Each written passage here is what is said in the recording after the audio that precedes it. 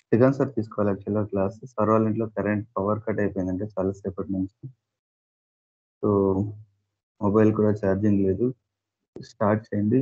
ఒకవేళ పవర్ వస్తే జాయిన్ అవుతానన్నాడు. ఏదైనా డిస్కస్ చేసుకోమన్నారు మనల్ని.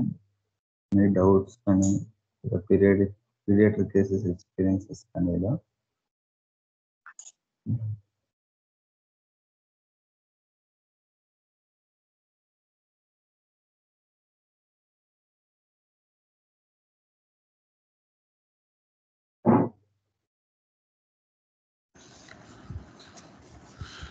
శేఖర్ నమస్కారం. నమస్తే చెప్పండి. లాస్ట్ టైము మా శ్రీకాంత్ సార్ చెప్పింది పిల్లలు కానీ వాళ్ళ పేరెంట్స్ కానీ సిమ్టమ్స్ ఎక్స్ప్రెస్ చేయగలిగినప్పుడు ఎలాగ ట్యాకిల్ చేయాలి అనేది చెప్పారు. ఒకవేళ కనుక పేరెంట్స్ కానీ లేదా మనకి ఆ కిడ్స్లో కానీ ఏ విధమైన కాజేషన్ అనేది కనిపించకపోతే ట్రీట్మెంట్ చేసే విధానం ఏంటో ఒకసారి చెప్పండి. సింటమ్స్ కనపడకపోతే ఉన్న సింటమ్స్ లో నుంచి మనం వెతుక్కోవాల్సి వస్తుంది. సింటమ్స్ అంటే నా ఉద్దేశం ఏంటంటే పేరెంట్స్ బాగా విలేజ్ ప్రాంతం నుంచి వచ్చిన వాళ్ళు జనరల్గా ఏంటంటే ప్రాబ్లం ఏంటో చెప్తారు తప్ప చాలా సందర్భాల్లో ఏంటంటే కాజేషన్ కానీ లేకపోతే సిమ్టమ్స్ కానీ క్లియర్గా ఎక్స్ప్రెస్ చేయలేరు. Because they don't know that they have to watch those symptoms. పిల్లవాడు మన దగ్గర తీసుకొచ్చినప్పుడు కూడా ఒకవేళ కనుక మనం ఆ పిల్లవాడిలో స్పెసిఫిక్గా సిమ్టమ్స్ కనుక మనం పట్టుకోలేని సందర్భాల్లో పేరెంట్స్ ఏమి చెప్పలేని సందర్భాల్లో మనం ఎలా ప్రొసీడ్ అవ్వాలి?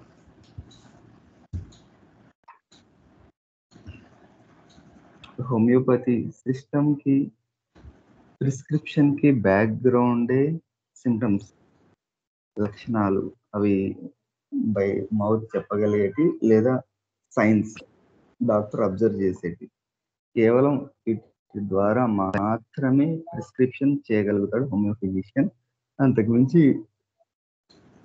సిమ్టమ్స్ లేని కేసెస్లో అవి వన్ సైడెడ్ డిసీజెస్ అయిపోతాయి. అంటే ప్రామినెంట్ సిమ్టమ్స్ ఏవి అబ్జర్వ్ చేయలేని పక్షంలో ఏదర్ నో సోర్స్ కానీ లేదా ఆర్గాన్ స్పెసిఫిక్ రెమెడీస్ కానీ ఇవ్వాల్సి వస్తుంది. For example just cough, cold ఉంది, జ్వరం వస్తుంది, వేరే ఏమీ అబ్జర్వ్ చేయడానికి లేదు, ఏమీ లేదు. జనరల్గా కఫం ఎక్కువగా ఉన్నప్పుడు మాస్టర్ గారి డిస్పెన్సరీస్ లో గో త్రూ అయ్యేది ద రెమెడీ బ్యాసిల్లమ్.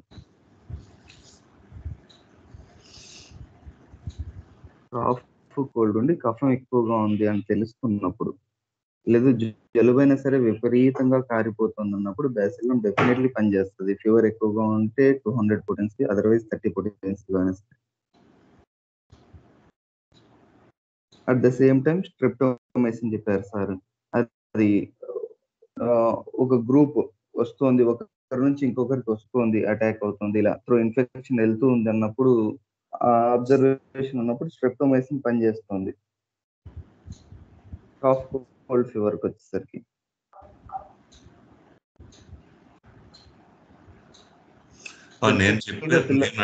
నేను అడిగేది ఇటువంటి సందర్భాల్లోనే, ఇప్పుడు నువ్వు చెప్తున్న ఎగ్జాంపుల్స్ టైప్లోనే రెగ్యులర్గా జనరల్గా మనం అంటే సీజనల్గా మనం చూసే విషయాల్లో ఈ బ్యాసిలినం టైప్లోనే ఇంకా వేరు కేసెస్ ఎగ్జాంపుల్స్ రూపంలో చెప్పగలిగితే బాగుంటుంది. ఒకటి. రెండోది, జనరల్గా బ్యాసిలినం అనేది డ్రై కాఫ్స్ అనేది చెప్తారు కదా, బట్ ఇక్కడ లేదు వెట్ కాఫ్ చెప్తారు. ఓకే. డ్రై కాఫ్ కన్నా కూడా ఫ్లమ్ ఎక్కువగా ఉండి డిశ్చార్జెస్ ఎక్కువగా ఉన్నప్పుడే బాగా పనిచేస్తుంది.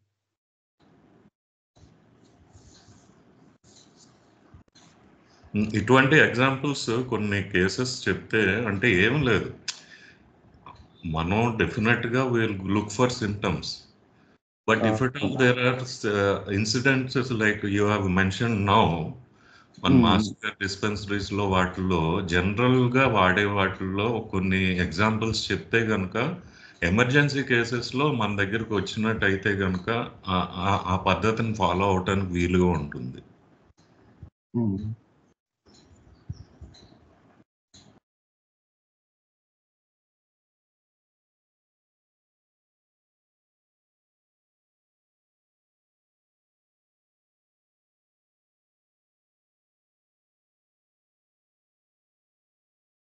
కాఫ్, కోల్డ్ ఇందాక చెప్పిండేది.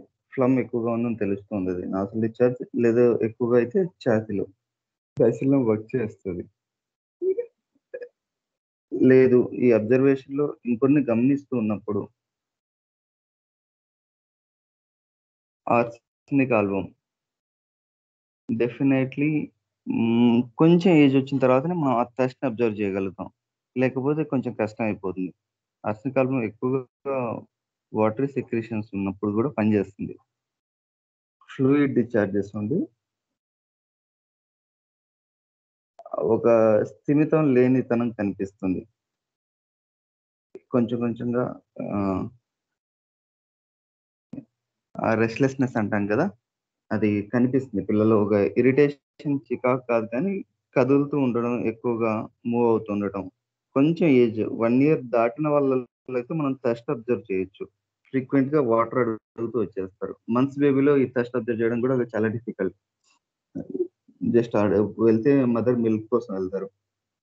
ఓన్లీ థర్స్ట్ కొంచెం అప్పుడప్పుడు తీసుకోవడం అనేది అబ్జర్వ్ చేసి వాటరీ డిశ్చార్జెస్ నుండి ఫీవర్ ఉందంటే డెఫినైట్‌లీ ఆర్సెనిక్ ఆల్బమ్ పనిచేస్తది.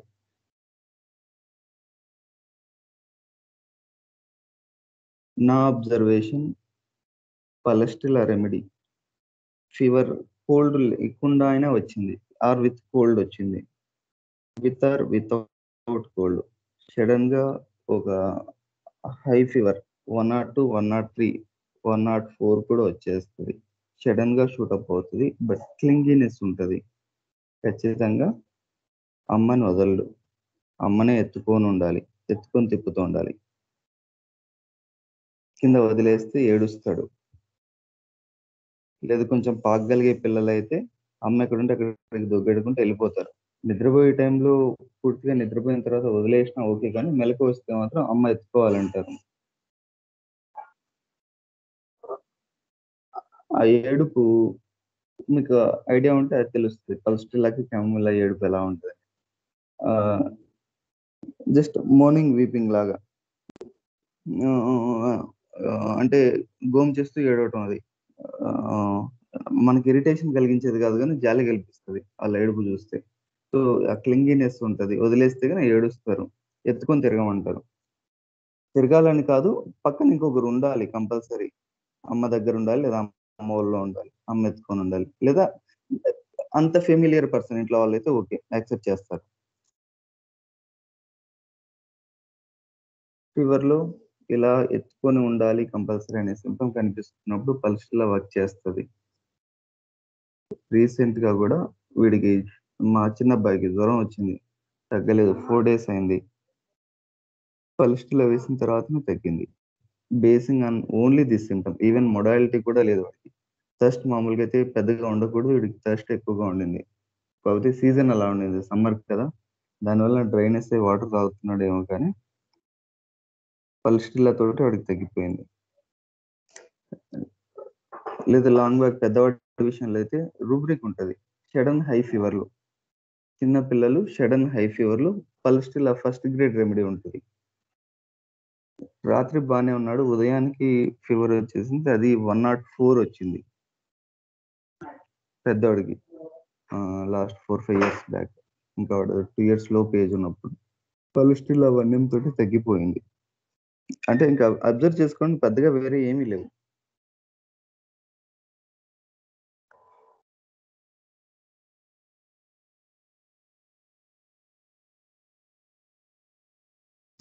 ఇటువంటి ఫీవర్ కేసెస్లో నువ్వు ఒకసారి నాకు ఓపీఎం చెప్పావు కదా, అది కూడా ఒకసారి వివరంగా చెప్పు.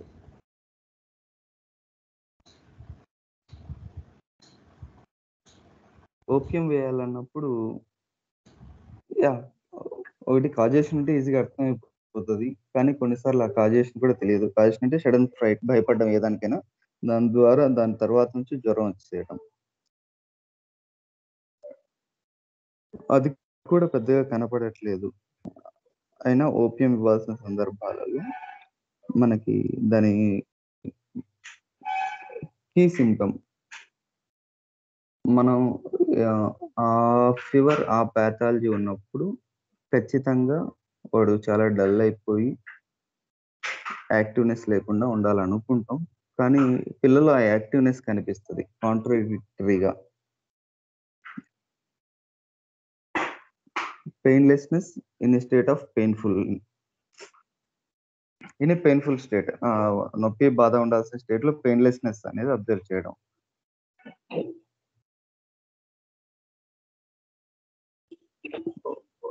పిల్లలు ఓపీఎం ఇవ్వాల్సి వచ్చినప్పుడు 2 రకాలుగా ఉంటారు. ఒకటి హై ఫీవర్ 104 అలా వస్తున్నప్పుడు డెఫినెట్లీ మగత కనిపిస్తుంది చాలా వరకు. అలా ముబ్బుగా పడుకొని ఉండిపోతారు. పిలుస్తున్నా కూడా వెంటనే రెస్పాండ్ అవ్వనంతగా పడుకొని ఉంటారు.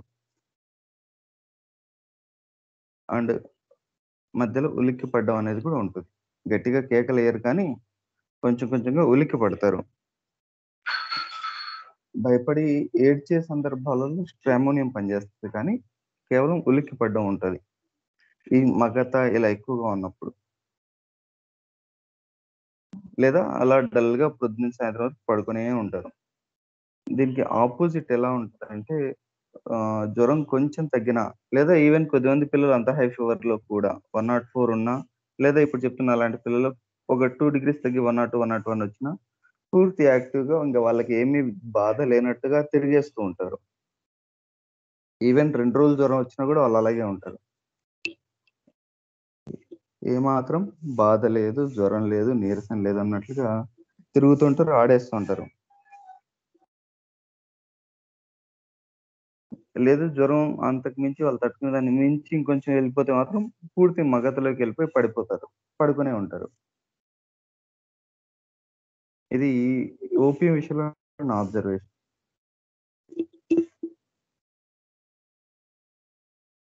మిగతా మొడాలిటీస్ అన్ని చూసుకోవడానికి పెద్దగా ఏమీ లేకపోయినా ఇవ్వాల్సిన సందర్భాలు ఇవ్వచ్చు అన్న సందర్భంలో ఈ మగత ఉండటం, లేదా దానికి ఎగ్జాక్ట్ ఆపోజిట్ గా పూర్తి యాక్టివ్ గా జ్వరం నన్ను ఫీల్ అవ్వట్లేదు అన్నట్లుగా బిహేవ్ చేయడం.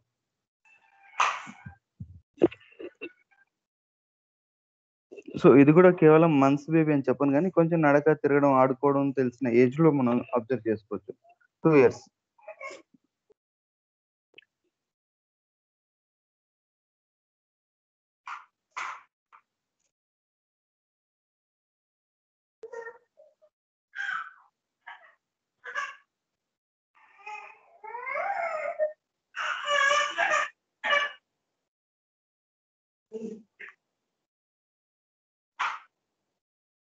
ఇంకా స్ట్రెమోనియం గురించి సార్ చెప్పారు. యాక్చువల్గా నేను శ్రీకాంత్ సార్ ఇచ్చిన తర్వాత సలహా తీసుకుని స్ట్రెమోనియం కేసు కొని ఇచ్చాను. కేవలం ఉలిక్కి పడుతూ ఉండటం, ఉలిక్కి పడి షివర్ అవటం, ఏడవటం, ఈ సిమ్టమ్స్ కొన్ని కనిపిస్తాయి. నిద్రలో ఉలిక్కిపడి లేచి ఏడవటం. వేరే ఏ మోడాలిటీస్ కనపడని కేసులో కూడా స్టెమోనియం తోటి తగ్గింది. జ్వరం 104, 105 కూడా రీచ్ అయింది. స్టెమోనియం 1M ఇచ్చి అది సస్టైన్ అవ్వక ఈవెన్ 10M వేయాల్సి వచ్చింది ఒక కేసులో అయితే. వేరే ఏ మోడాలిటీస్ లేవు, ఇంకా వేరే ఏ సిమ్టమ్స్ అబ్జర్వ్ చేయడానికి లేదు. బేబీ 3 years ఏజ్ పిల్లాడు. అది కూడా ఉలిక్కి పడుతున్నాడా అన్నది అప్పటికి నాకు తెలియదు. శ్రీకాంత్ సార్కి కాల్ చేసి ఏం చేయాలి ఇది అడిగిన తర్వాత డిఫరెంట్ రెమెడీస్ వేస్తాను ఆల్రెడీ 3 రోజులు. ఇది కనుక్కోమంటే కనుక్కున్న తర్వాత మదర్ చెప్పారు, అవును వీడు నిద్రలో లేచి ఉలిక్కి పడుతున్నాడు, ఏడుస్తాడు అప్పుడప్పుడు. So basing on that symptom only 1M దాంతో తగ్గక ల్యాబ్స్ అవుతుంది, మళ్ళీ 10M కూడా వేయాల్సి వచ్చింది. కొన్ని మైన్యూట్ ఉంటాయి, మనం త్రూ మెడిసిన్ పిల్లల్ని అదే పిల్లలు కాదు పేరెంట్స్ ని వాళ్ళ స్పెసిఫిక్ గా అడగాల్సి వస్తుంది అంతే. ఇంకా ఎలా ఉంటున్నాడు అనేది, ఈ సిమ్టమ్స్ ఏమైనా ఉన్నాయా అన్నది. మామూలుగా మనం క్రానిక్ కేసెస్ లో పెద్దవాళ్ళ కేసెస్ లో తీసుకుంటున్నప్పుడు ఇవి ప్రిజడీస్ అన్నట్లు అవుతుంది, కానీ పిల్లల కేసెస్ లో అవే కీ ఫ్యాక్టర్ రోల్ చేస్తాయి మెడిసిన్ డిసైడ్ చేయడానికి. సో వాటి పట్ల స్పెసిఫిక్ గా మనం అడగాల్సి వచ్చేస్తుంది. ఇంకా ఇది ఉందా, ఇది ఉందా, ఇది ఉందా.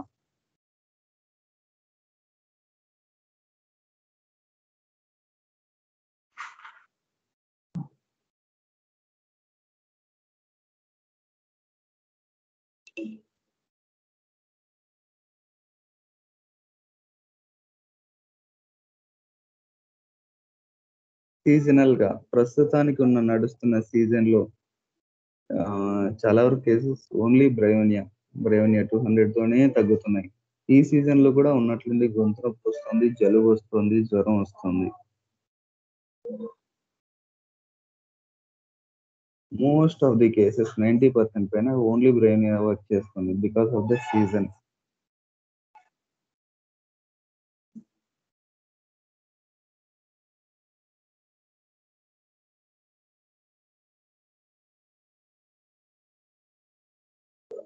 మోస్ట్ ఆఫ్ ద టైం ఈ కాజేషన్ లో ఖచ్చితంగా చల్లవి తీసేసుకుంటున్నారు. కూల్ డ్రింక్ కానీ ఫ్రిడ్జ్ వాటర్ కానీ చల్లవి ఏవో ఒకటి. సో ఆ కాజేషన్ తోటే వస్తుంది, థర్స్ట్ ప్రామినెంట్ గా ఉంటుంది. కానీ సేమ్ కాజేషన్ నుండి థర్స్ట్ పెద్దగా లేదు, బ్రెయిన్ అనిపించట్లేదు, డల్ కెమెరా వర్కౌట్ అవుతుంది.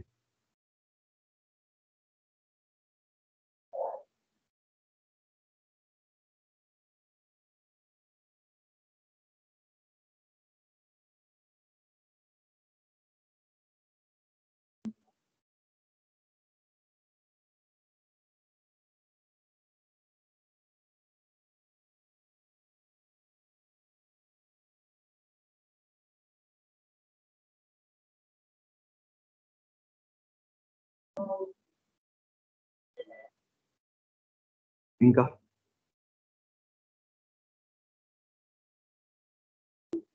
ఎక్కువగా గొంతులో ఉమ్ములాగా చేరుతా ఉంటే అది ఆమవాతం ఏదో అంటారు కదా సార్, దానికి ఏమైనా స్పెషల్ గా ఉంటుందా ట్రీట్మెంట్?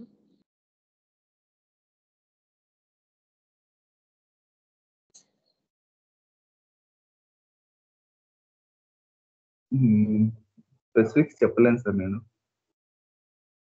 గొంతులో కఫం చేరడం చాలా సింపుల్ అంటారు, ఒక చిన్న సింటమ్ ఇచ్చారు, బట్ దాన్ని బేస్ చేసుకుని మనం చెప్పలేము కదా. అంటే ఉమ్ము తయారవుతూ ఉంటుంది. అవునవును. డైలీ డోస్ లో క్యాలిసల్ఫ్ వర్క్ అవ్వచ్చు. KS6X అంటాం కదా. అవును. వేరే ఏమీ దొరకట్లేదు అన్నప్పుడు KS6X డైలీ ఇస్తే వర్క్ అవుతుంది. ఓకే. బట్ దాంతో పాటు పర్సన్ స్టడీ చేయడానికి అవసరం అవుతుంది ఖచ్చితంగా, ఇది క్రానిక్ గా ఉన్నప్పుడు.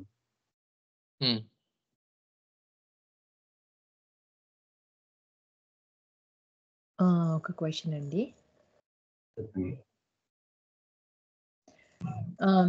సో ప్రస్తుతము ఒక పాపకి 16-year-old తనకి ఒక క్రానిక్ మెడిసిన్ కొన్నాళ్ళు వాడింది. ప్రస్తుతము మళ్ళీ ఏదో యూటీఐ వచ్చిందని చెప్పేసి యాంటీబయాటిక్స్ వాడారు. సో ఆ యాంటీబయాటిక్స్ వాడిన తర్వాత I don't know, maybe because of the bodies heat కానీ ఏదన్నా కానీ నోట్లో క్యాంకర్ సోర్ లాగా అట్లా కింద అంగిలి దగ్గర, పైన కాకుండా కింద బాటమ్ టంగ్ కింద వచ్చి ఇట్ వాజ్ వెరీ పెయిన్ఫుల్. మాట్లాడటానికి, తాగటానికి, తినటానికి అన్నిటికీ. దాంతో పాటుగా తనకి యూరిన్కి వెళ్ళేటప్పుడు కూడా ఇట్స్ లైక్ ఏ యాసిడ్ అని చెప్తా ఉంది. It's like just burning in that area అన్నట్టుగా. There is no pressure or pain as if like a UTI, but maybe because I'm thinking it's like a side effect of the antibiotic అని చెప్పి అనుకుంటా ఉన్నాను. So ఇలాంటి సిచ్యువేషన్లో ఏదన్నా suggestion ఉందా అండి?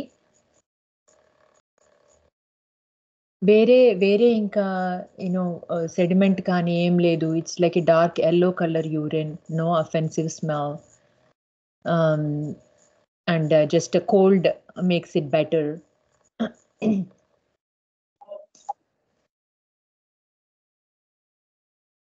సో ఏదైనా if you can think of anything, ఏదైనా హెల్ప్ అయితే చెప్పండి. అదే హెల్ప్ అవుతుంది.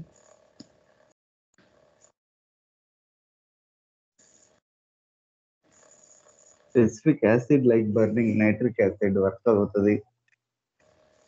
ఓకే. ఏదైనా మౌత్ అల్సర్ కూడా పనిచేస్తుంది. మౌత్ అల్సర్ కూడా పనిచేయచ్చు అంటారా? Yes. Okay. Only mouth ulcer తీసుకుంటే చాలా రెమెడీస్ వస్తాయి. మళ్ళీ మెర్క్యూరియస్ మెక్సాల్, బొరాక్స్, యాసిడ్ నైట్రిక్, క్యాలిబైక్, పాండురంగు చాలా రెమెడీస్ వస్తాయి. అలాంగ్ విత్ ఈటీఐ తీసుకున్నప్పుడు మెర్క్సాల్ కూడా ఆలోచించాలి. యూరిన్ తగ్గిపోయి ఎక్సెసివ్ సలైవేషన్ ఉండి యూరిన్ పెయిన్ఫుల్ అర్జ్ వస్తుంది. మల్టిపుల్ టైమ్స్ వెళ్తాంది, but there is no pain. But వెళ్ళినప్పుడు she says even though I don't drink much water as if half litre is going away అన్నట్టుగా చెప్తా ఉంది. క్వాంటిటీ ఎక్కువగా ఉందంటారు. క్వాంటిటీ ఎక్కువగా ఉందంట. జనరల్ మెర్క్యూరీస్ అయితే క్వాంటిటీ తగ్గుతుంది. జనరల్ ఏంటండి, క్లియర్ గా లేదు. మెక్సాల్ అయితే క్వాంటిటీ తగ్గుతుంది. ఓకే. యూరిన్ అవుట్పుట్ తగ్గుతుంది. మీరు ట్రై చేయాలంటే నా సైజ్ యాసిడ్ నైట్రిక్ ట్రై చేయొచ్చు. Nitric acid. ఓకే. సో 30లో ట్రై చేస్తాను.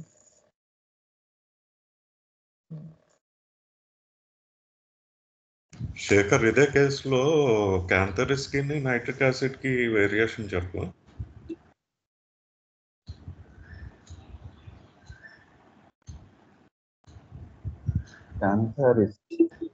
క్యాంథరిస్ జనరల్లీ డ్రై మౌత్ వస్తుంది. నోరు ఎక్కువగా ఆరకపోతుంటది. క్యాంథరిస్ పుచ్చుకోబెట్టుకుపోతుంది. యూరిన్కి వచ్చేసరికి సేమ్ బర్నింగ్ చాలా ప్రామినెంట్ గా ఉంటది. ఫ్రీక్వెంట్ గా కొన్ని యూరిన్ వస్తుంటాయి, చాలా మంట వస్తుంది. కలర్ కూడా యూరిన్ కలర్ డార్క్ గా వస్తుంది. ఈవెన్ బ్లడీ యూరిన్ కూడా ఉంటుంది క్యాంథరిస్ లో. More because of the urine infection. Pathology పరంగా చూసుకుంటే పస్సెల్స్ ఉంటాయి క్యాంథరిస్ లో. జనరల్ వేడి వల్ల అని కాకుండా వేడి చేసి వస్తున్నాయి లేదా ఇలాంటి యాంటీబయాటిక్స్ వాడడం దానివల్ల బాడీ హీట్ అయ్యి కారణం కాకుండా cantharis more of urine infection.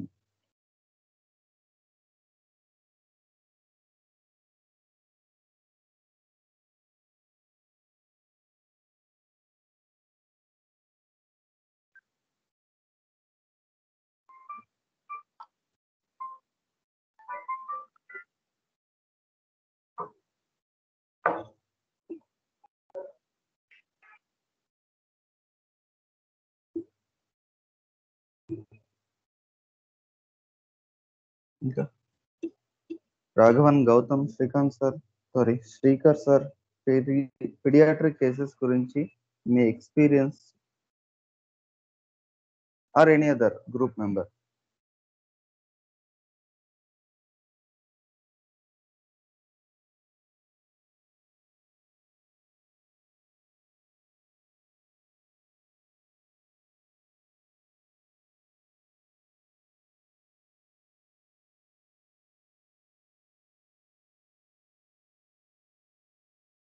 ఒక క్వశ్చన్ అండి. ఇప్పుడు క్రానిక్ మెడిసిన్ ట్రీట్మెంట్ జరుగుతున్నప్పుడు ఏదైనా మదర్ టింక్చర్స్ ఇవ్వగలమా? ఈ పర్టికులర్ కేసులో మనము క్యాంకర్ సోర్కి అట్లా బర్నింగ్ యూరినేషన్ అప్పుడు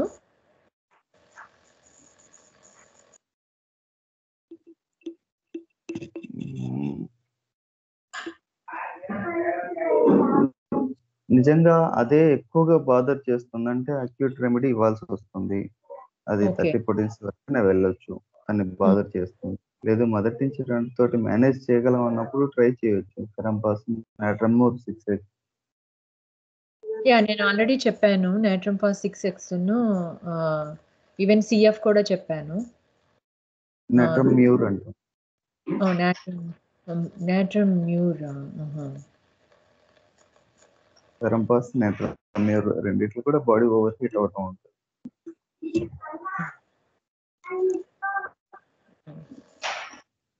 సో మనం మెయిన్ డోస్ మీద ఉంది, అది నడుస్తుంది, డిస్టర్బ్ చేయడానికి ఇష్టపడకపోతే ఇలా చేయొచ్చు. లేదా అక్యూట్ సఫరింగ్ చాలా బాధలు తప్పదు మనకి. అవును. వే చేసుకోవాలి ఎంతవరకు అవసరం ఉంది మనం ప్రోటీన్స్ మంది ఇవ్వటం అనేది.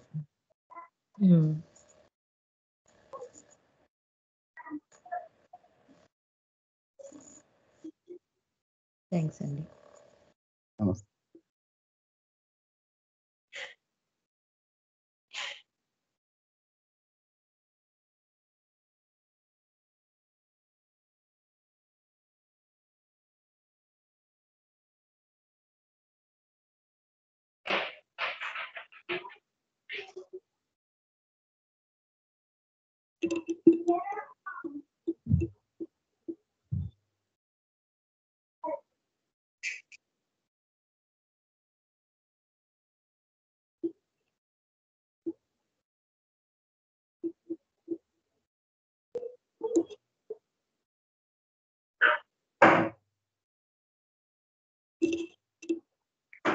ఇంకా anybody please share your paediatric case experiences.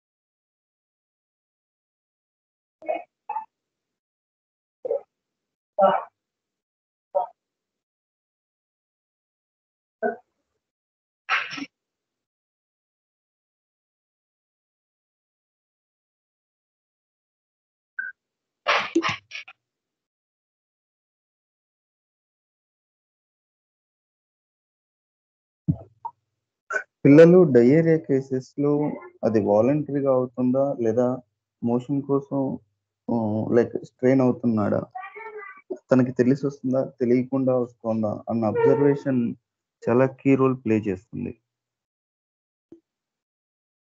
So mother కి తన డైలీ బబల్ ప్యాటర్న్ ఎలా ఉంటుంది, ఆ మోషన్ వచ్చినప్పుడు తన ఉండే పొజిషన్ జెస్చర్ ఎలా ఉంటుంది, మంత్స్ బేబీ ఆర్ 2 years లోపు కిడ్. సో వీళ్ళు టాయిలెట్ చెప్పలేరు, కానీ వాళ్ళకంటూ కొన్ని సైన్స్ ఉంటాయి. తెలిసి వస్తుందా తెలియక వస్తుందా అని అబ్జర్వ్ చేసుకోవడం చాలా అవసరం అవుతుంది. ఇది నా సెల్ఫ్ ఎక్స్పీరియన్స్ చెప్తున్నాను.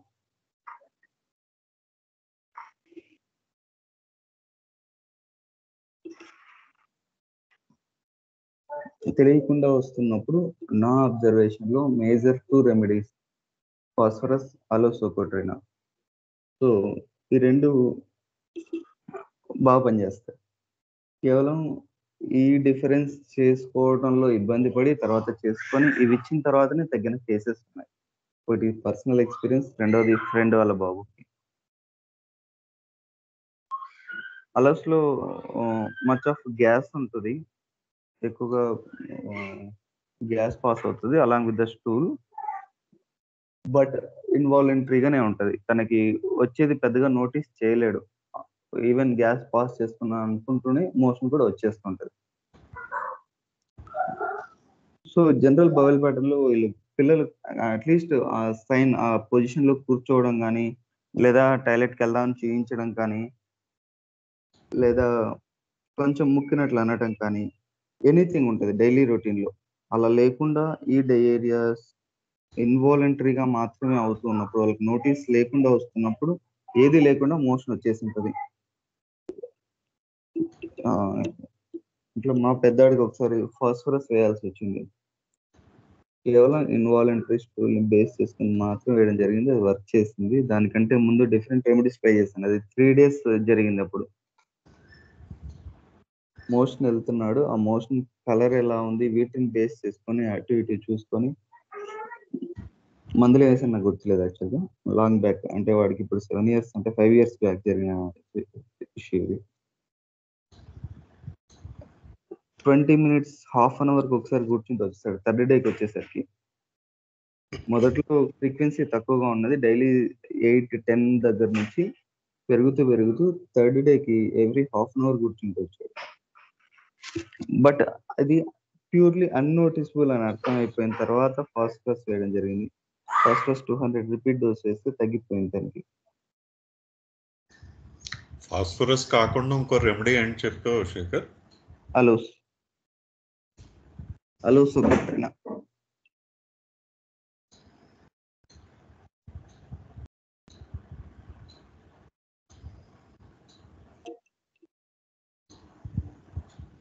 ఈ డయేరియా వల్ల మోస్ట్ ఆఫ్ ద టైం నీరసం వచ్చేస్తుంది, కామన్ సిమ్టమ్ గానే. సో ఫాస్ఫరస్ నీరసం ఉండదు, పొడోఫిలంకి నీరసం ఉంటుంది ఇలా.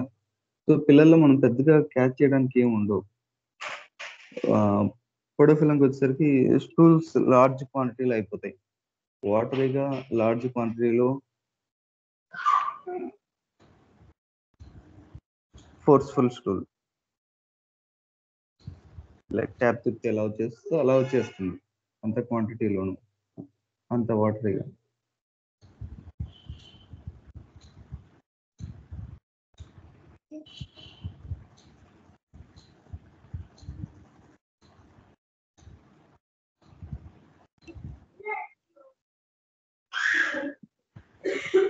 నేను అలోస్ వేసిన కేసులో పిల్లాడికి అది పొడోఫిలమా అలోసా ఆ సందిగ్ధంలో ఉండిపోయాను.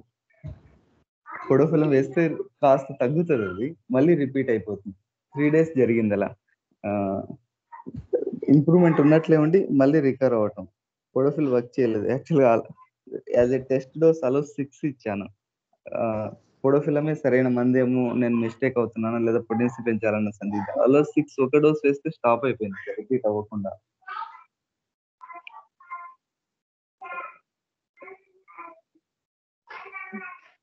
అంతో గ్యాస్ ఫార్మేషన్ ఉంటుంది పొడోఫిలంలో కూడా, కానీ ఆ గ్యాస్ దాంతో బ్లోటింగ్ అబ్డామిన్ దాంతో మిక్స్ అయ్యి స్టూల్ రావటం రెండిట్లోనూ ఉంటుంది. బట్ మేజర్ గా నా అబ్జర్వేషన్ అలోస్ తెలియకుండా వచ్చేస్తుంది. పొడోలో ఆ హోల్డింగ్ ఉంటుంది కనీసం.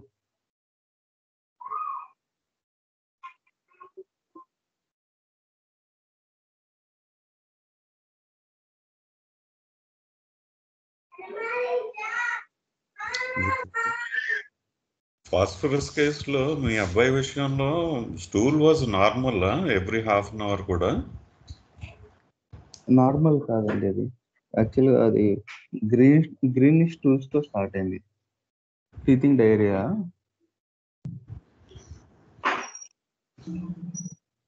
ఓకే, అయితే ఫస్ట్ లో క్యామమిల్లా వేసి ఉంటారు కదా?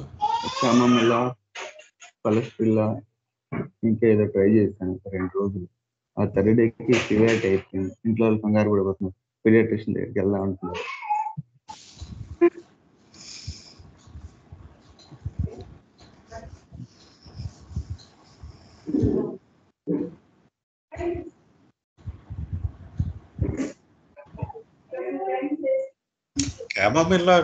క్యామమిల్లాకి ఫాస్ఫరస్ కి డిఫరెన్స్ ఏమొస్తుంది ఇటువంటి సందర్భాల్లో, టీచింగ్ డయేరియా టైంలో? నేను as of no clear cut గా చెప్పలేను. ఆ క్యామిల్లా టెంపర్మెంట్ ఒకటి వస్తుంది అంతే.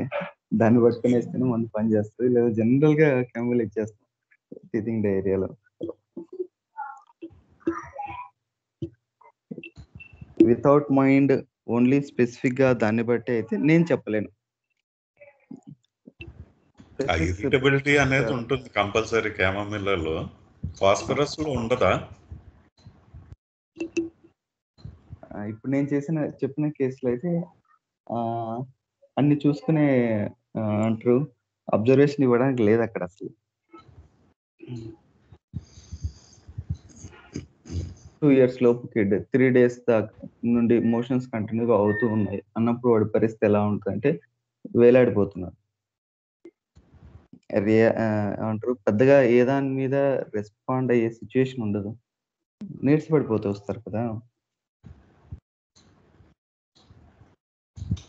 అదే చెప్తున్నది ఓన్లీ దిస్ సిమ్టమ్ ఇన్వాలంటరీగా అవ్వటం, తనకి తెలియకుండా అవ్వటం అనేది కేవలం అదే రీజన్ తోటే ఇది హాస్పిటల్స్ చేయడం జరిగింది. అంటే ఆ సిమ్టమ్ తనలో రన్ అవుతుంది కాబట్టి వేరే మందులతో తగ్గలేదు అంతే. స్టూల్ కలర్ కావచ్చు, లేదా కన్సిస్టెన్సీ కావచ్చు, ఇవన్నీ పక్కకి వెళ్ళిపోయాయి.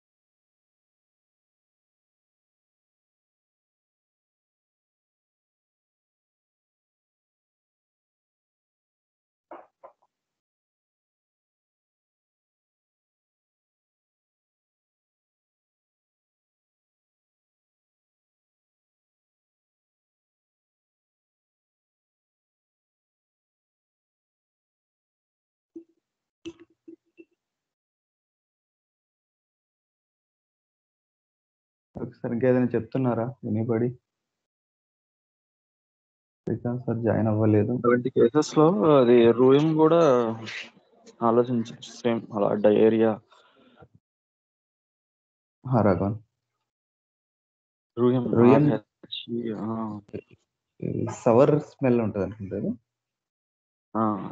అదే సేమ్ ఆ డెంటిషన్ వచ్చే డయేరియాస్ లో రూయిం ఒకటి మ్యాక్కార్బో. రూయిం యూజువల్ గా మనం మర్చిపోతుంటాం, సేమ్ ఆ క్యామిల్లా సేమ్ సినా టైప్ ఆఫ్ మైండే ఉంటది. బట్ ఆ ఎక్స్ట్రీమ్ అవర్నెస్ అనేది క్యారెక్టరిస్టిక్ అవుతుంది.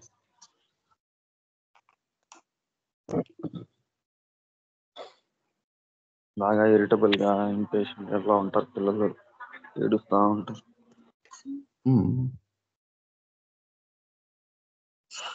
సేమ్ ఇంకా అంటే అది కావాలి ఇది కావాలి క్యామిల్లా టైప్ లోనే ఉంటది అంతా పిక్చర్. అలా బాగా రెస్ట్లెస్ గా ఉంటాం, ఏడవడం,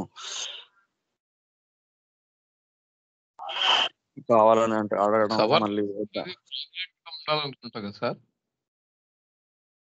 ఏంటండి సవర్నెస్ అనేది ప్రామినెంట్ గా ఉండాలనుకుంటా కదా, కరెక్ట్ గా రియం వాడాలంటే. అది ఆ స్మెల్ క్యారెక్టరిస్టిక్ అవుతుంది దానికి. డెఫినెట్ గా అదే ఇంపార్టెంట్ అని చెప్తారు రియం. అక్కడ డిఫరెన్షియేషన్ చేసుకున్నప్పుడు ఏదన్నా 4-5 మెడిసిన్స్ వచ్చినప్పుడు, లేకపోతే 1 or 2 వచ్చినప్పుడు ఆ రియంది పక్కా లేకపోతే వేరేదే చూజ్ చేస్తా ఉన్నారు. ఒక కేసులో విన్నాను నేను. అవునవును, అదే ఆ క్యారెక్టరిస్టిక్ దానికి, ఆ సవర్నెస్ అనేది మొత్తం బాడీ కూడా స్మైల్, యూరిన్ కానీ లేదా స్టూల్ కానీ మొత్తం అంతా ఆ క్యారెక్టరిస్టిక్ స్మెల్ అనేది. కానీ అది మనం అబ్జర్వ్ చేయలేని పరిస్థితి. అంటే కొంతమంది పేరెంట్స్ చెప్తే తప్ప మనకు అది తెలియదు కదా, పిల్లోడు అలా ఉన్నాడని చెప్తారు, కానీ ఇది మనం యూజువల్ గా క్యామెల్లాకి వెళ్ళిపోతుంటాం. అది ఒకవేళ ప్రోటాన్ లో అయితే ఎలా ఉంటుందండి? ప్రోటాంటిక్ సడన్ గషింగ్ అండి, ఇది ఒక్కసారిగా మొత్తం మనకి బర్డ్స్ స్టూల్ ప్రోటాంటిక్, బర్డ్ లైక్ ఒక పిట్ ఏమంటారు కోడి, అవి ఎలా కూర్చుండే తప్పకని at a time little quantity పడిపోద్ది. All of a sudden injected type. ఒక లంప్ లాగా ఒక క్వాంటిటీ ఆఫ్ స్టూల్ పడిపోతుంది అంతే.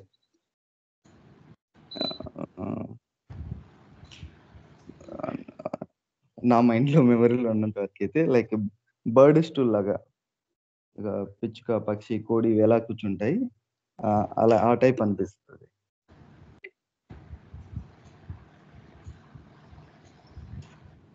చెప్పు రాఘవన్. అది తప్ప ఇంకా వేరేది ఏమీ లేనట్టేనా? అంటే కలర్ ఆఫ్ ద స్టూల్ కానీ లేదా సాలిడ్ స్టూలా లిక్విడ్ స్టూలా అవేమీ క్రోటాన్ టిక్కి సంబంధం ఉండవా? వాటరీగా ఒక గస్ట్ లాగా అయిపోతుందండి. మీరు తిన్న వెంటనే ఏదో తాగిన వెంటనే వాళ్ళకి వెంటనే ఇంకా ఒక్కసారిగా వాడికి ఒక సడన్ గా ఓపెన్ చేస్తే ఎలా ఉంటుందో అలా అలా గస్ట్ అలాగా అయిపోతుంది స్టూల్ వాటరీ కానీ. అది కూడా యూజువల్ గా అంటే అంత స్మెల్ కానీ ఇలాంటివి దాంట్లో మనం గమనించాం. ఇప్పుడు తాగినా కానీ లేదా వెంటనే స్టూల్ వెళ్ళిపోతుంటది. ఆ ఫోర్స్ అనేది క్యారెక్టరిస్టిక్ అవుతుంది దాంట్లో. ఆ ఫోర్స్ఫుల్ గా స్టూల్ అవడం అది దాని క్యారెక్టరిస్టిక్. అంటే gushing as if podophyllum but without smell, అంతే కదండి? పోరోఫైలం లో పెద్ద పెద్ద స్టూల్స్ అవుతుంటాయి. The quantity differs. అది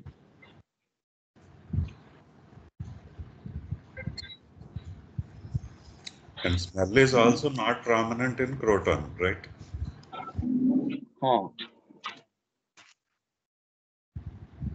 అది ఇప్పుడు పోరోఫైలం లో బాగా మనకి పెద్ద స్టూల్స్ అవుతుంటాయి. At the same time high offensiveness ఉంటది.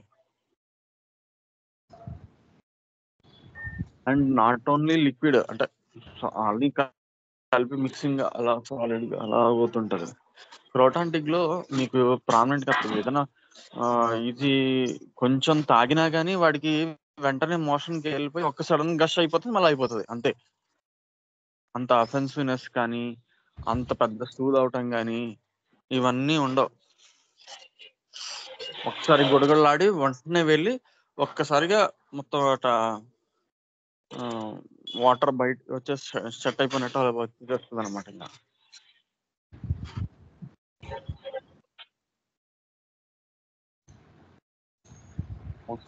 వాటర్ అది కూడా ఇది ఏదైనా కొంచెం లిక్విడ్స్ ఏదైనా తాగినా కానీ వెంటనే అలా అయిపోవడం అనేది కూడా మనకి అబ్జర్వేషన్. తాగిన వెంటనే అయిపోతుందండి అంటారు.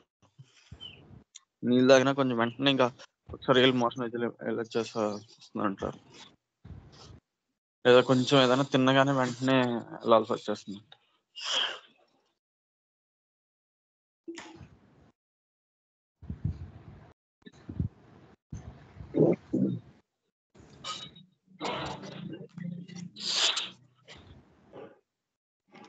ఎక్కువగా మనం అది అంటే నాకు తెలిసి సమ్మర్ దాంట్లో ఇండికేట్ అవుతుంది. కెంట్లో ఇచ్చారు రాఘవన్ క్రోటాంటిక్, సార్ చదువుకుంటే క్లియర్ గా ఉంటుంది. డిస్క్రిప్షన్ బాగా ఇచ్చారు నాకు, ఎలా ఉంటుంది అనేది.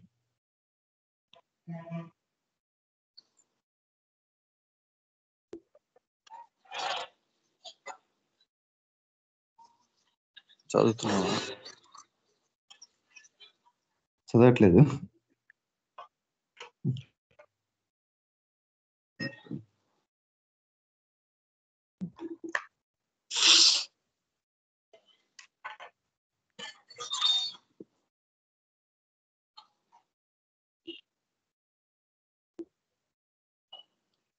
అదే కెంట్ ఇచ్చినది ఎక్స్ట్రీమ్ సడన్నెస్. అది the market feature is the extreme suddenness with which the stool is ejected.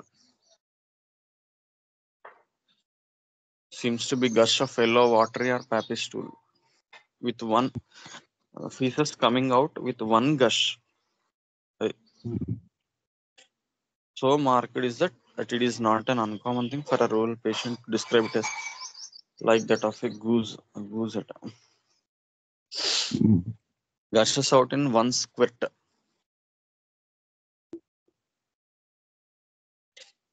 అది సడన్ గా అర్జ్ వచ్చేసి సడన్ గా ఒకసారిగా మొత్తం అంత వాటర్ అయిపోతుంది అంతే.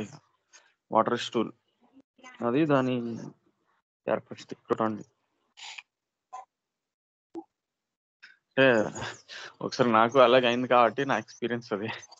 ఒక్కసారిగా సడన్ గా వచ్చేస్తుందండి దాని అర్జీ. ఏదైనా మనకి వాటర్ తాగినా లేదా తిన్నా ఇంకా ఒక సడన్ గష్ లాగా అయిపోతుంది, ఇంకా తర్వాత ఉండదు ఇక మళ్ళీ అంతే. ఫోర్స్ఫుల్ గా సడన్ గష్ లాగా స్టూల్ వెళ్ళిపోతుంది, ఇంకా తర్వాత మళ్ళీ ఏమవుతుంది ఇక. అది ఆ ఫోర్స్ఫుల్ సడన్ వాటరీ గష్ అన్నమాట. అది ప్రోటాండిక్.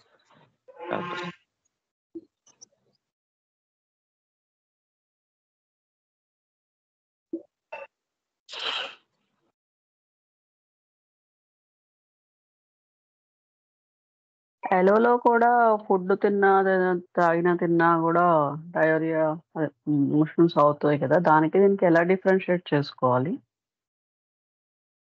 అదే ఇందాక చెప్పాడు కదా నేను, వాటిలో క్యారెక్టర్ జిగురుగా అవుతుంటది, కొంచెం కొంచెం కొంచెం కొంచెం వెళ్తా ఉంటాడు, లేదా తెలియకుండా కూడా పాస్ చేసేస్తుంటారు. ఓకే, దానిలో మ్యూకస్ స్టూల్ ఉంటుంది, దీనిలో ఎలా అవుతుంది మోషన్ అలా అన్నప్పుడు మనకి ఆ క్యారెక్టరిస్టిక్ తెలిసిపోతుంది.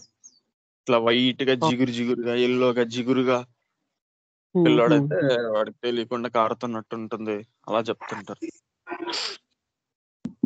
అలోస్ లో ఇచ్చే డిస్క్రిప్షన్ ఎలా ఉంటదంటే వాడు గ్యాస్ పాస్ చేస్తున్నా అనుకుంటాడు, అనుకొని అది స్టూల్ పాస్ చేస్తున్నా అనుకుని దాంట్లోనే స్టూల్ వెళ్ళిపోతుంది. So his intention is not of passing stool. మామూలుగా గ్యాస్ పాస్ చేయడానికి టాయిలెట్ కి వెళ్ళారు కదా, బయట ఎక్కడైనా ఓకే వచ్చేస్తుంది అనుకుంటారు, కానీ అలాంగ్ విత్ దట్ స్టూల్ వచ్చేస్తుంది. వెళ్ళి కూర్చున్నా కూడా మిక్సప్ అయి ఉంటది, ఎక్కువగా గ్యాస్ కూడా వస్తుంటది, స్టూల్ వస్తుంది. Okay okay. దాంట్లో బాగా ఇది చెప్తారు, బాగా గొడగొడ వచ్చే ముందు బాగా గొడగొడలాడుతుంది అంటారు, రంబ్లింగ్ ఇట్లనే ఉంటది. బట్ ఈ ఎలాస్ లో బాగా అలా బాగా రంబ్లింగ్ సౌండ్స్ గుడగొడలాడడం ఎక్కువగా ఉంటది. అది గ్యాస్ ఏమో అని చెప్పి పాస్ చేద్దాం అనుకుంటారు, అంత ఇది రంబ్లింగ్ ఉండి డిస్టెన్స్ రంబ్లింగ్ ఉండి పాస్ చేద్దాం అనుకునేటప్పటికి అది స్టూల్ వెళ్ళిపోతుంది. అది కూడా అలా జిగురిగా స్లైమీగా అలా ఉంటది అనమాట. అట్లా. Okay okay, thank you.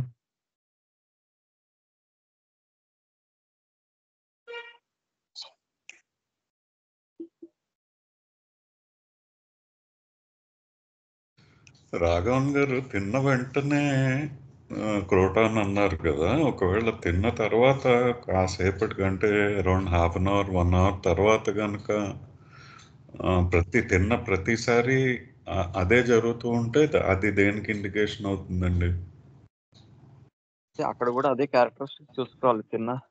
ఎప్పుడు తిన్నా వెళ్ళేటప్పుడు ఆ ఫోర్స్ఫుల్ నేచర్ తో వెళ్తున్నాడు అనుకోండి, అదే ఇండికేట్ అవుతుంది.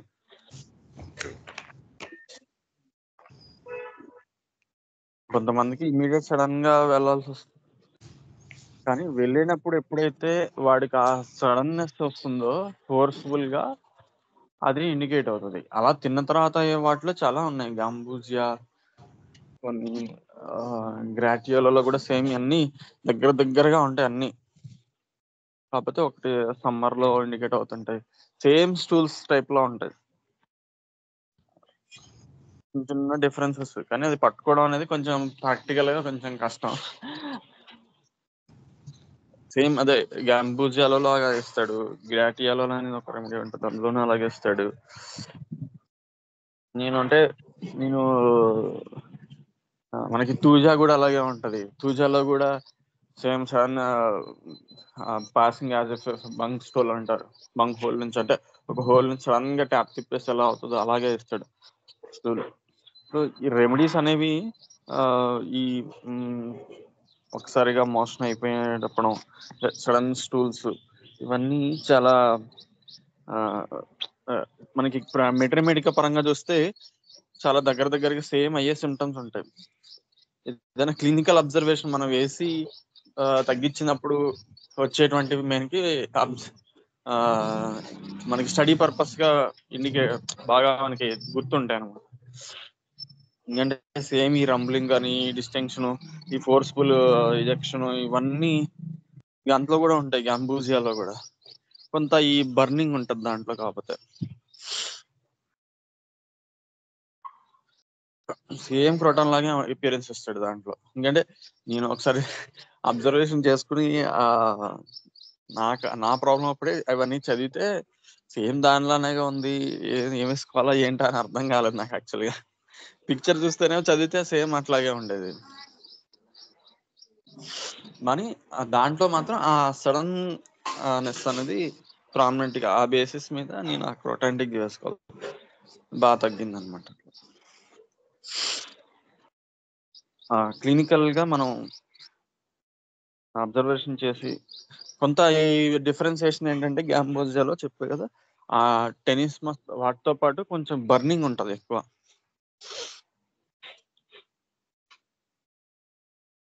ఎక్కువగా ఏంటి సమ్మర్ లో మనకి అంటే ఈ వేడికి ఎక్కువ మోషన్స్ అవుతుంటాయి గ్యాంబోజియాలో.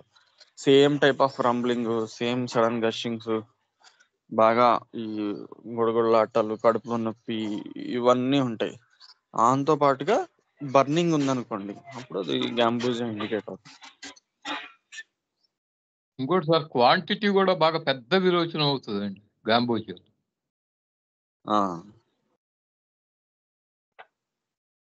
అది ముఖ్యం. దాన్ని బేస్ చేసుకొని నేను ఒక అతనికి ఇచ్చాను, వెంటనే తగ్గిపోయింది. అదే మన క్లినికల్ గా ఎక్స్పీరియన్స్ చేసి చెప్తే తప్ప కొంచెం ఈ రెమెడీస్ ప్రాక్టికల్ గా. ఇంకా పిక్చర్ పరంగా చూస్తేనేమో మెట్రమెడిక్ అంతా ఒకేలా ఉంటది.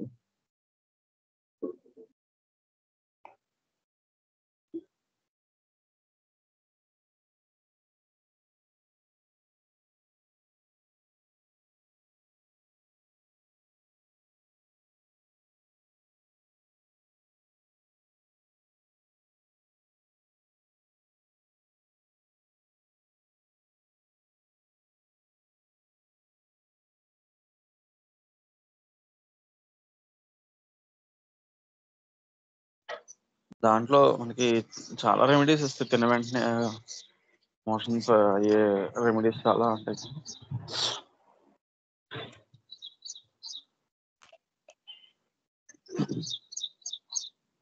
లీస్ట్ క్వాంటిటీకి మాత్రం అయ్యేది మాత్రం అది క్రోటాంటిక్.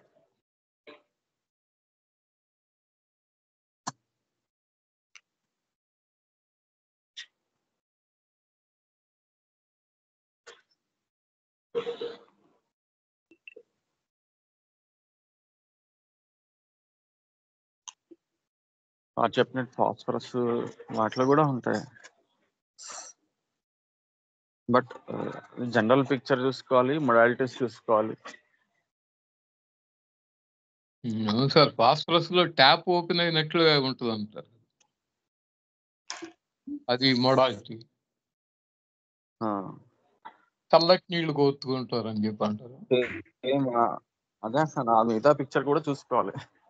మోషన్ తో పాటు జనరల్ పేషెంట్ అబ్జర్వేషన్ కూడా చూసుకోవాలి.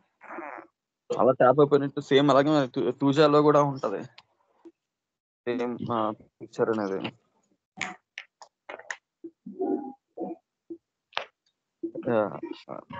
అన్ని చదివితే మెట్రమెడికా పరంగా మనకి అన్ని ఒకేలాగా అనిపిస్తాయి. పేషెంట్ లో మనం ఇస్తే తప్ప అది మనకి ఎక్స్పీరియన్స్ ఆ విషయాల్లో తెలియదు నాకు. పిక్చర్ చూస్తే అంత సేమ్ అట్లాగే ఇస్తాడు అనమాట. పూజలో ఎప్పుడైనా ఎవరైనా ఇచ్చారా అంటే ఈ స్టూల్స్ పరంగా ఆ బేసిస్ మీద?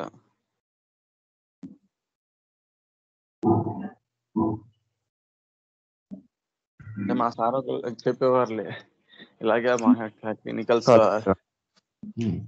సేమ్ ఏదైనా తిన్న తర్వాత వెంటనే ఒక గష్ లాగా అయిపోతుంటది. పెయిన్లెస్ అంటే మనకి మోషన్ అప్పుడు పెయిన్ ఇంట్లో ఏమి ఉండదు. గొడగొడలాడేసి సడన్ గా లంప్స్ గా అలా ఒక సౌండ్ తో పాటు వాటరీగా లేదా మిక్స్డ్ అలా వెళ్ళిపోతుంటది. ఒక మనకి ట్యాప్ తిప్పేస్తే అలా అవుతుంటే తూజా అని నాకు అక్కడ ఒక కేసులో ఇచ్చేవారు సార్. బంక్ హోల్డ్ డైరీ అనేవారు సార్. సరే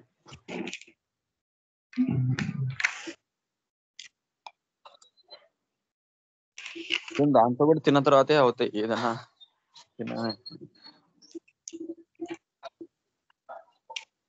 అది ఏ కేసులో మనం ఇవ్వాలనేది కేసు వచ్చినప్పుడు చూసి మనం ఇండికేట్ ఇప్పుడు చూసారా మనం అట్లాగే అది ఇందాక జ్ఞాని చెప్పినట్టే మనకి అది ప్రాక్టికల్ గా మనకి చేసి అబ్జర్వేషన్ చేసి చూస్తే తప్ప మనకి ఎగ్జాక్ట్ గా తెలియదు డిఫరెన్సెస్.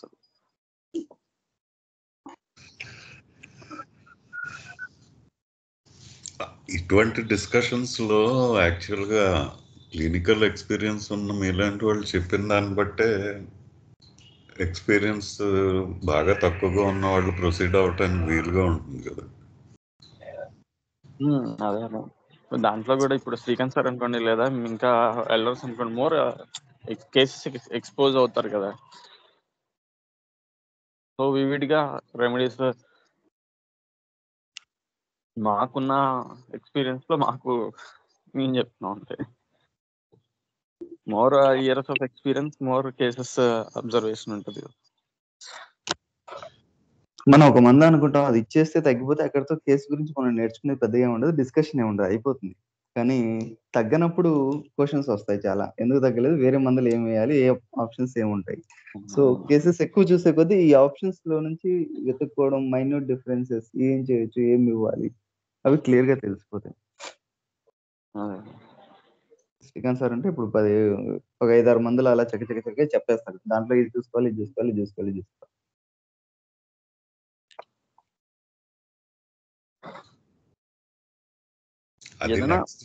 అది నెక్స్ట్ స్టెప్ అయ్యి ఉండొచ్చు కదా. ముందు ఇక్కడ నేర్చుకుంటే ఆ తర్వాత నేర్చుకోవటం ఉంటుందేమో. రైట్. చెప్పేది ఏంటంటే అదే, ప్రాక్టికల్ గా ఎక్స్పీరియన్స్ ఎక్కువ అయ్యే కొద్దీ, ఎక్కువ కేసెస్ చూసే కొద్దీ, మనం ఎక్కువ డిఫికల్ట్ కేసు ఫేస్ చేసే కొద్దీ మైన్యూట్ డిఫరెన్సెస్ అర్థం అవుతాయి. లేకపోతే పైన చూడడానికి అన్ని కామన్ సేమే అనిపిస్తున్నాయి కదా, ఆ సేమే అనిపిస్తున్న దాంట్లో నుంచి ఒక్కొక్క రెమెడీకి ఒక స్పెసిఫిక్ క్వాలిటీ ఉంటుంది, దాన్ని పట్టుకోవడం ఎలా అనేది అర్థం అవుతుంది. ఇప్పుడు మీరు రెమెడీస్ చదవండి, ఎందుకంటే నా ప్రాక్టికల్ ఎక్స్పీరియన్స్ అది. నేను ఎలా వచ్చినప్పుడు ఏం వేసుకోవాలని చూస్తే రెమెడీస్ అన్ని ఒకేలాగా కనిపించాయి. ఆ స్టూల్ పరంగా కానీ ఏది డిఫరెన్స్ అనేది అది క్లినికల్ గానే తెలిసేది. నా అబ్జర్వేషన్ లో క్రొటాంటిక్ గల నాకు తెలిసింది. అలాగే రూయం ఒకటి, అలా ఇంకొంచెం డిఫరెన్షియేషన్ గా తెలిసిన పాయింట్స్ అవి. ఇంకొంచెం మేబీ ఎక్స్పీరియన్స్ అయితే ఇంకొత్తగా ఏమైనా తెలుస్తుంది. బట్ బుక్ పరంగా చూస్తే అన్ని ఒకేలాగా ఉన్నాయి నేను చదివినప్పుడు. అది మనం థియరీ ఇప్పుడు చెప్పినా కానీ అది బుక్ లో చదువుతున్నా పేషెంట్ ఎదురుగా ఉన్నప్పుడు అది మనం పట్టుకోవడం అనేది, అది క్లినికల్ గా నేను చూసి నాకు ఒక కేసు ఇలా వస్తే ఇలా ఉంది అనేది చెప్పడం వేరు. థియరీ ఇప్పుడు 2-3 రెమెడీస్ గ్యాంబూజియా చెప్పినట్టు, ఇంకా గ్రాటియోలో ఆ రెమెడీస్ అవన్నీ చెప్పినట్టు అక్కడ మనకు కనిపించదు పిక్చర్, అలా ఉంటది అనమాట. చూడడానికి అలాగే ఉంది, పొడోఫిలం లాగానే ఉంది అనిపిస్తుంది అన్ని, లేదా ఇంకో రెమెడీ లాగానే ఉంది. శ్రీకర్పల్లి అన్న మెసేజ్ పెట్టాడు, indigestion immediately while eating, china ferrum, stool wants to. తింటున్న మధ్యలోనే మోషన్కి వెళ్ళాల్సి అనిపిస్తుంది.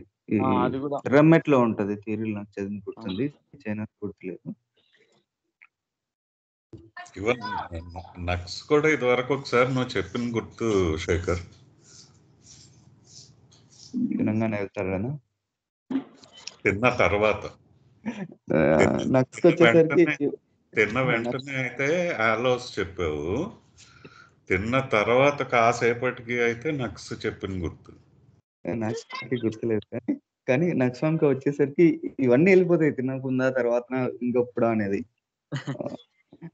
వెళ్తే అది అన్సాటిస్ఫాక్టరీ స్టూల్ అర్జు ఉంటది, వెళ్ళి కూర్చుంటాడు, కొంచెం వస్తది, కానీ అది కంప్లీట్ అయినట్లు ఉండదు, కాసేపు మళ్ళీ వచ్చినట్లే ఉంటది. ఈ ప్రాసెస్ రిపీట్ అవుతూ ఉంటుంది.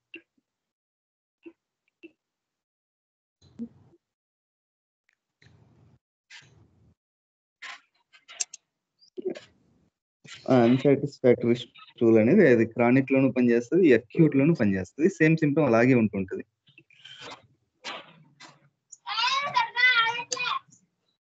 అది తింటున్న మధ్యలో వెళ్దాం, అది దాంట్లో ఇందాక సార్ చెప్పారు కదా పిరమిడ్ వాటిలో, అది మనం ఇప్పుడు అది చెప్పినట్టు ఆ రూబిక్ చెప్తే మనకి తెలుస్తుంది. అది ఇచ్చి చూసి తగ్గిన తర్వాత చెప్పేది వేరు. అది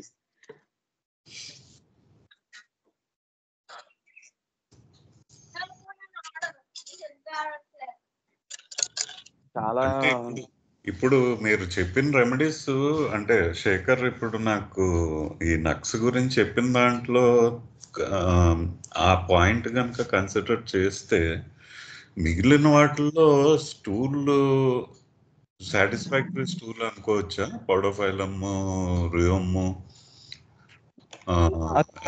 అయిపోతుంది అంతే. సో ఆ టైంకి ఇట్స్ సాటిస్ఫాక్టరీ స్టూల్ అందులో.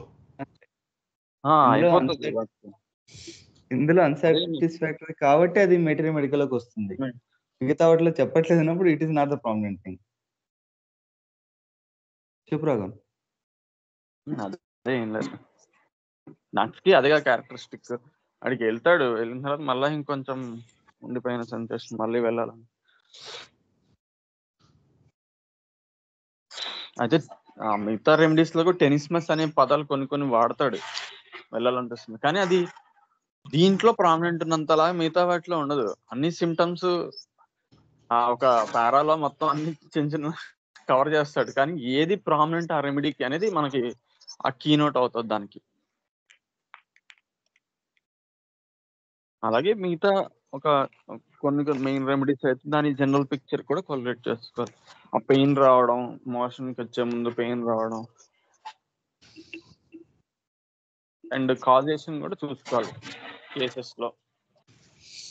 అంటే కొన్ని సేమ్ ఇట్లాగా ఉండి మనకి చెప్తుంటారు కదా సార్ కూడా, నాన్ వెజ్ ఎక్కువ తినుకున్న తర్వాత వచ్చాయి దాంట్లో యాంటింగ్ క్రూడ్, నక్స్వామిక్, అవన్నీ కూడా ఒకటి కాజేషన్ చూసుకోవాలి మెయిన్ అక్యూట్ లో. తర్వాత ఆ కాజేషన్ మనకి ఎగ్జాక్ట్ గా తెలియనప్పుడు మిగతా మోడాలిటీస్ చూసుకోవాలి. నక్స్వామిక్ కాజేషన్ దాని పిక్చర్, ఏదో బయట ఫుడ్ తిన్నాడు, నాన్ వెజ్ అవి ఎక్కువ తినేసాడు, బిర్యానీలు అవి తిన్న తర్వాత వచ్చే డయేరియా లేదా వచ్చే క్యారెక్టరిస్టిక్ ఎలా ఉంది, వాడికి వచ్చినప్పుడల్లా కడుపు నొప్పి వచ్చేస్తూ ఉంటుంది, వచ్చినప్పుడు చిరాగ్గా ఉంటాడు, అండ్ మోషన్కి వెళ్ళాలనిపిస్తుంటది, వెళ్తే కొంచెమే వస్తుంది, మళ్ళీ కొద్దిగా తర్వాత మళ్ళీ వస్తుంది, మళ్ళీ కడుపులో నొప్పి వచ్చి మళ్ళీ వెళ్ళాలనిపిస్తుంది. ఇది ఒక టోటాలిటీ. అలా ఒక పిక్చర్ మనం ఒక కాజేషన్ నుంచి చివర ఆ కంప్లైంట్, పర్టికులర్ కంప్లైంట్ తాలూకు మోడాలిటీస్, దాని జనరల్ పిక్చర్ కూడా మనం కోరిలేట్ చేసుకుంటే మోర్ ఎగ్జాక్ట్ గా ప్రిసైజ్ గా మనం ప్రిస్క్రైబ్ చేయగలుగుతాం. ఇప్పుడు మీరు చెప్పిన సింప్టమ్స్ అదే కనుక నాన్ వెజిటేరియన్ కేసెస్ లో మెర్క్సాల్ లో ఎలాగా చేయాలండి? అది ఇప్పుడు అబ్జర్వేషన్ దాంట్లో మనకి ఈ అఫెన్సివ్నెస్ ఒకటి ప్రామినెంట్ గా ఉంటది, అండ్ నైట్ అగ్రవేషన్స్ ఉంటాయి యూజువల్ గా. అంటే వాడికి పగలు ఒక 2-3 అవుతే రాత్రి అయ్యే టైంకి బాగా ఎక్కువగా రాత్రంతా ఎక్కువ అవుతాయి ఎమోషన్స్. అండ్ దాంతో జనరల్ ఈ మనకి చెప్తారు కదా టంగ్ తాలూకు ఎఫినిటీ అండ్ ఎక్సెసివ్ సలైవేషన్, మోషన్ వరకు వీటిలో మెర్క్సాల్లో జిగురు వస్తుంది ఎక్కువగా, జిగురు ఎక్కువగా ఉంటుంది దాంట్లో కూడా, బంక బేదులు అని చెప్తారు, అంటే like allows. But greenish tool ఉంటుందేమో కదా మెర్క్సాల్. మనం ప్రతి ఒక్క దాంట్లో అన్నిటిని పర్టికులర్ గా చూడలేం, కానీ అంటే స్పెసిఫిక్ గా ఒక్కొక్క దాన్ని పట్టుకొని చెప్పలేను. ఈ పెయిన్ఫుల్ టెనిస్మస్ అనేది మెర్క్సాల్లో చెప్పేది.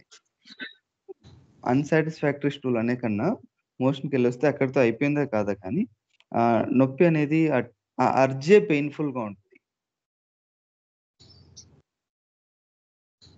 దానికన్నా మోర్ క్యారెక్టరిస్టిక్ దాంట్లో ఇస్తాడు మీకు. అంటే మీకు ఎగ్జాక్ట్ గా మెర్క్ తాలూకు ఇంకా తెలియాలి అని మెర్క్ కవర్ లో ఇస్తాడు. అది బర్నింగ్ స్టూల్ కదండి అది.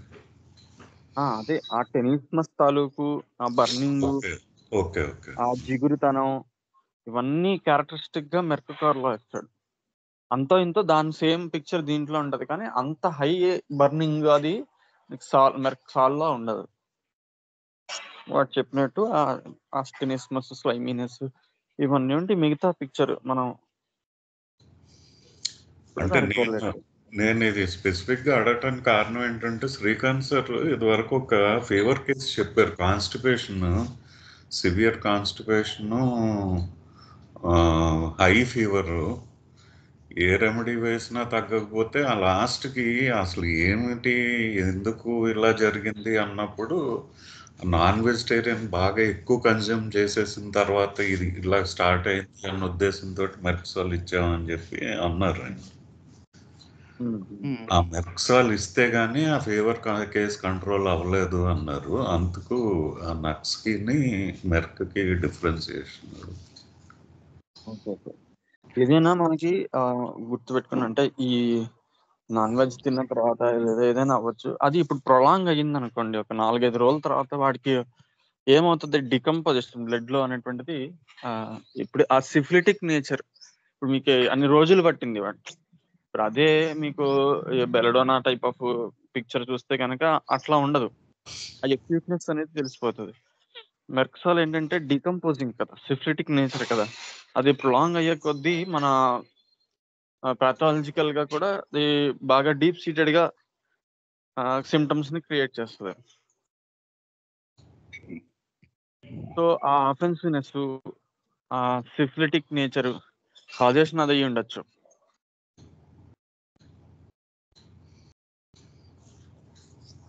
అయితే సేమ్ ఇట్లాగే ఈ నాన్ వెజ్ తిన్న తర్వాత వచ్చే పిక్చర్స్ లో బ్యాప్టిషియా కూడా బాగా ఇండికేట్ అవుతుంది. పాపకి సేమ్ అట్లాగా విపరీతంగా వామిటింగ్స్ అయిపోయి మోషన్స్ 103, 104 ఫీవర్. చిన్న నెక్స్ట్ డే జూనియర్స్ ఎవరో 2-3 రెమెడీస్ వేశారు కానీ ఏం తగ్గల. విపరీతమైన అసలు స్లైమీగా అంటే గ్రీనిష్ వామిటింగ్స్ అయిపోయాయి, హై ఫీవర్, బాగా డ్రౌజీనెస్,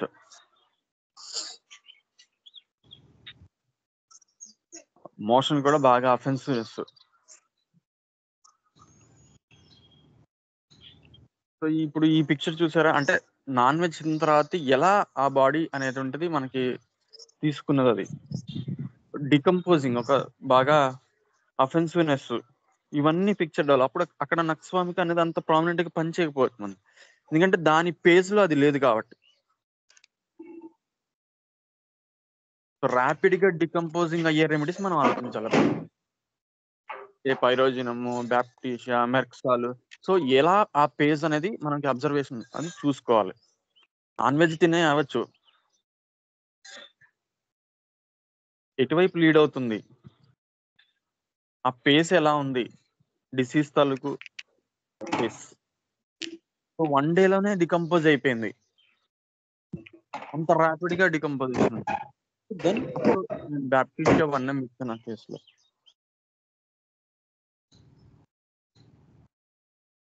నక్స్వామికాలు అలా ఉండదు.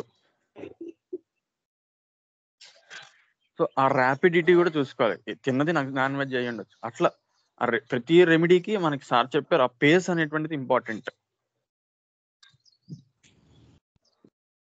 నక్స్వామికాకి ర్యాపిడిటీ అనేది కంపారిటివ్లీ ఫాస్టర్ దెన్ మెర్క్సాల్ కదండి.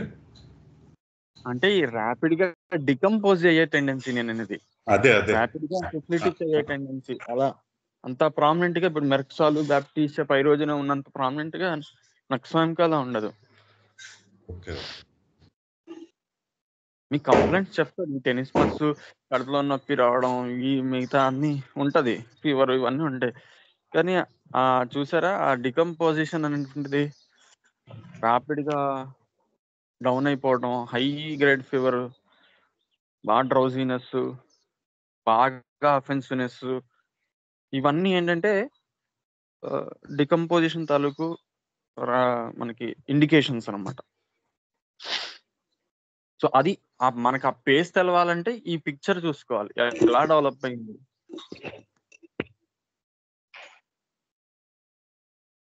ఎటు లీడ్ అవుతుంది, మనం ఏం రెమెడీస్ చేసినా కానీ అవ్వట్లేదు. సో ప్రోగ్రెషన్ మోర్ డికంపోజిషన్ వైపు వెళ్తుంది అనుకోండి. సో ఆ టైప్ ఆఫ్ రెమెడీస్ ఇండికేట్. కుళ్ళిపోతుంది కదా మాంసం, ఏమవుతుంది మామూలుగా అయితే రోజులు పెరిగే కొద్ది ఏమవుతుంది, డికంపోజ్ అయిపోతుంది.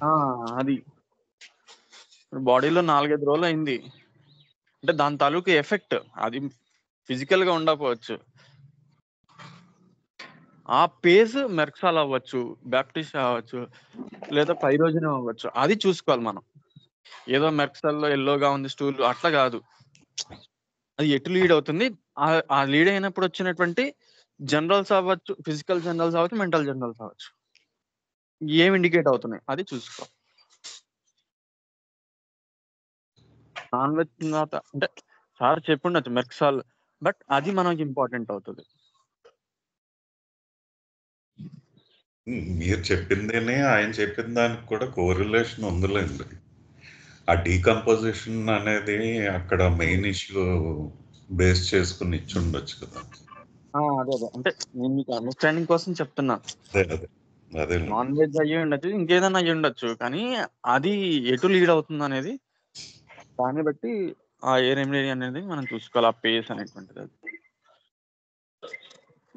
వాడు రోజులు పెరిగే కొద్దీ వాడికి ఇంకా ఈవినింగ్స్ అయ్యే టైంకి నైట్ ఎక్కువైపోతుంటది, మోషన్స్ బాగా అఫెన్సివ్నెస్ పెరుగుతాయి, యూరిన్ అఫెన్సివ్నెస్ పెరుగుతుంది. సో అలా ఆ పిక్చర్ చూసుకోవాలి అట్లా మెర్క్సాల్.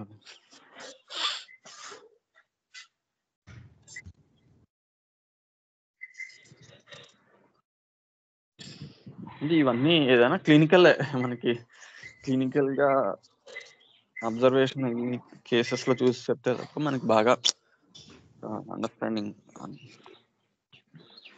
మీ ఇద్దరికి కృతజ్ఞతలు అండి.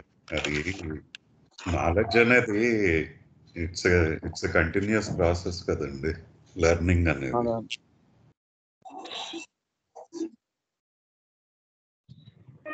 ఓకే రాఘవ్, 7:20. వాసుదేవ్ అండి. వాసుదేవ్ జయకుమార్ గారు, thank you for active participation.